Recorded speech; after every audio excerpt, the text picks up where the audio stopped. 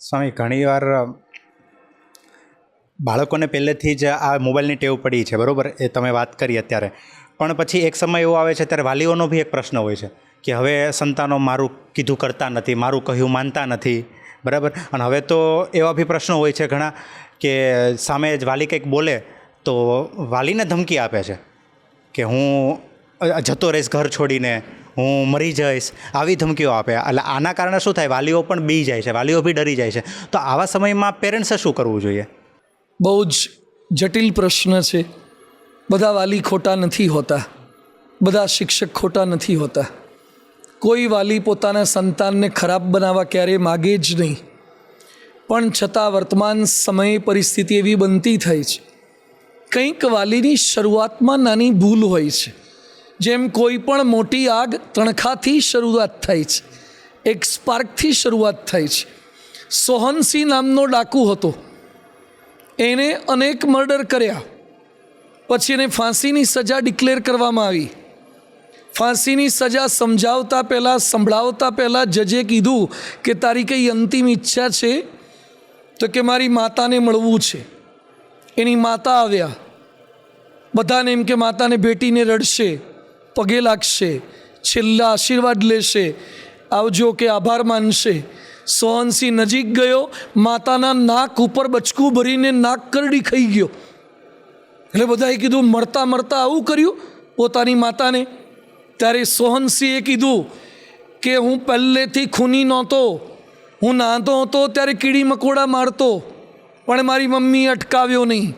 પછી હું કૂતરાના ગલુડિયા મારતો ત્યારે મમ્મીએ અટકાવ્યો નહીં. મારી નિશાળમાં મિત્રોને મારતો, મમ્મીએ રોક્યો નહીં. અને છેવટે હું ખૂન સુધી તો પછી પહોંચ્યો છું. મારી માએ જો પહેલાં મને અટકાવી દીધો હોત તો આ લેવલ પર હું ન પહોંચ્યો હોત. તો ક્યાંક મા બાપે વધારે પડતી છૂટ આપી, લિબર્ટી આપી કે આવું આપવું પડે, દીકરા દીકરીઓને મોબાઈલ આપવા પડે, એને પર્સનલ લેપટોપ આપવા પડે. બરાબર છે, ક્યાંક આપવા પડે, પણ થોડી તકેદારી તો રાખો. ક્યાંક ચેક તો કરો, ક્યાંક હિસ્ટ્રી ચેક કરો. ઓવર કોન્ફિડન્સ ન રાખો. તો બધા વાલીઓને મારી વિનંતી છે કે આપ સાચા છો, આપ દીકરા દીકરી માટે બહુ જ પ્રયત્ન કરો છો, મહેનત કરીને સ્કૂલની ફીસ ભરો છો, કોલેજની ફીસ ભરો છો, મોંઘા કોર્સિસ કરાવો છો, એને ફરવા લઈ જાઓ છો, બધું જ કરાવો છો, એ સારું જ છે. પણ સોશિયલ મીડિયામાં જે આવે છે એ તમારા દીકરા દીકરીને તમારાથી દૂર લઈ જશે. વધારે પડતો ઉપયોગ કરવા લાગે એ પહેલાંથી એને સોશિયલી તમારી સાથે એટેચ રાખો. એને મોબાઈલનું સાનિધ્ય ગમે ને તમારું સાનિધ્ય ન ગમે, એ ખૂબ ખતરાનું એલાર્મ વાગી ગયું છે. એને રૂમમાં એકલું રહેવું ગમે, એ વોર્નિંગ એલાર્મ છે. એને તમારી હાજરી ન ગમે, એ વોર્નિંગ એલાર્મ છે. એને તમારી ભેગા ફરવા આવવું ન ગમે અને કેવળ મિત્રો સાથે જ ગમે, મિત્રો ગમે એની ના નથી, પણ તમે ન ગમો, એ વોર્નિંગ એલાર્મ છે. તો મા બાપે અમુક સમય પછી, હવે બહુ કહેવા જઈએ છે તો ધમકી આપે છે, ભાગી જઈશ, આત્મહત્યા કરી લઈશ, કંઈક ખોટી ઘટના પણ કરી બેસે છે. એ બને છે કારણ કે મીડિયામાં એવું સતત બતાવવામાં આવે છે. એના કારણે વાલી બી ડરમાં રહે, એના વાલી ડરમાં રહે છે. તો એમાં એક ઉપાય એ છે કે બાળપણથી બાળ સંસ્કાર કેન્દ્રમાં મોકલવા, બાળ બાલિકા સભામાં મોકલવા, યુવક યુવતી સભામાં મોકલવા. આજે અમારા BAPS સ્વામિનારાયણ મંદિરોમાં હજારો બાળ બાલિકા સભા થઈ રહી છે, અનેક યુવક યુવતી સભાઓ થઈ રહી છે. તો સભાની અંદર એ પ્રકારનું જ્ઞાન આપવામાં આવે છે, એ પ્રકારના સંસ્કાર આપવામાં આવે છે. તો પારકીમાં કાન વિંધે, જે વાલી નથી સમજાવી શકતા તો સંતો દ્વારા સમજાવાશે. અને ઘણા વાલી અમારી પાસે એવા કેસ લઈને આવે છે જે વાલી સોલ્વ નથી કરી શકતા, તો ભગવાનની કૃપાથી, ગુરુજીના આશીર્વાદથી સંતો કાઉન્સિલિંગ કરે છે તો યુવક માની જાય છે. યુવતી પણ કથામાં એવી વાતો થાય તો યુવતી પણ સારી ટ્રેક પર આવી જાય છે. તો એક એને સંગત સારી રાખો, સારા મિત્રોનો સંગ, સારા સંતોનો સંગ. અને બીજું, વાલીએ થોડો બોસિંગ નેચર ન રાખતા, એની સાથે થોડો ફ્રેન્ડલી નેચર રાખવો જોઈએ. એની સાથે આત્મીયતાપૂર્ણ વર્તન કરવું જોઈએ. હેત પ્રેમથી સમજાવવાનો પ્રયત્ન પહેલેથી કરવો જોઈએ. તમારો દીકરો કે દીકરી તમારી સાથે ટ્રાન્સપરન્સી રાખે એવું કરવું જોઈએ. એ સફળતાના સમાચાર પણ તમને આપી શકે અને નિષ્ફળતાના સમાચાર પણ તમને આપી શકે. એ પોતાની હારના સમાચાર પણ આપી શકે અને જીતના સમાચાર પણ આપી શકે. એને સારું સાંભળ્યું હોય એ પણ કહી શકે અને ખરાબ સાંભળ્યું હોય એ પણ કહી શકે. એણે પૈસા કમાયા હોય એ પણ કહી શકે અને ભૂલથી પૈસા ગુમાવ્યા હોય એ પણ કહી શકે. આટલી ટ્રાન્સપરન્સી વાલીઓએ મા બાપે પોતાના સંતાનો સાથે રાખવી જોઈએ.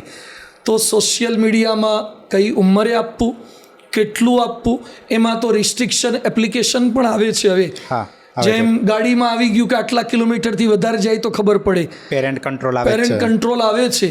તો આવા કંટ્રોલ પણ રાખવા જોઈશે, કારણ કે એ લોકો તો મીડિયાવાળા તો નવું ને ખરાબ પીરસ્યા જ કરવાના છે. તમારા દીકરા દીકરીને બાઇક પર લઈ જતા હોય તો બાઇક પર લઈ જાઓ તો પવન લાગે જ, તો માતાઓ પોતાનો પાલવ ઢાંકી દે છે કે દીકરાની આંખમાં કાનમાં ખરાબ પવન કે રેતી ન ઘૂસી જાય.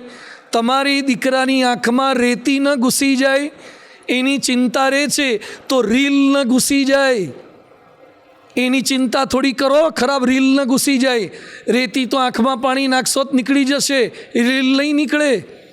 દીકરા દીકરીને રીલ લાઈફમાંથી બહાર કાઢો અને રિયલ લાઈફમાં લાવો. તો આ થોડીક જાગૃતિ તમામ મા બાપે, આધુનિક મા બાપોનો વાંક છે જ, જે વધારે પડતી લિબર્ટી પોતે લે છે.